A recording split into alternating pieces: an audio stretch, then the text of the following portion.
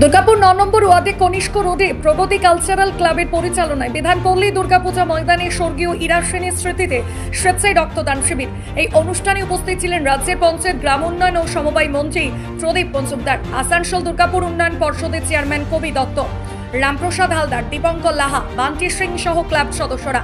অতি মনোরম পরিবেশে উদযাপিত হয় স্বেচ্ছায় রক্তদান শিবির।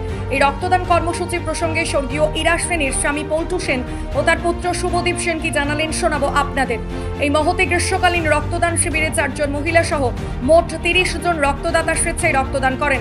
চতুর্থ বর্ষে অনুষ্ঠিত এই রক্তদান শিবিরটিতে দুর্গাপুর মহকুমা হাসপাতাল ব্লাড ব্যাংক রক্ত সংগ্রহ করেন।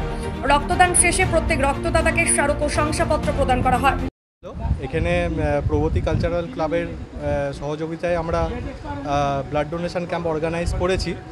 আর প্রথম এই বছর 30 জন মতন ব্লাড ডোনেট করছে।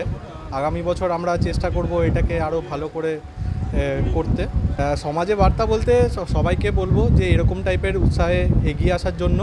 ব্লাড আমাদের শরীরের পক্ষে খুব দরকার। এমার্জেন্সির টাইমে অনেক ক্রাইসিস হয়, তৎক্ষণিক পাওয়া যায় না।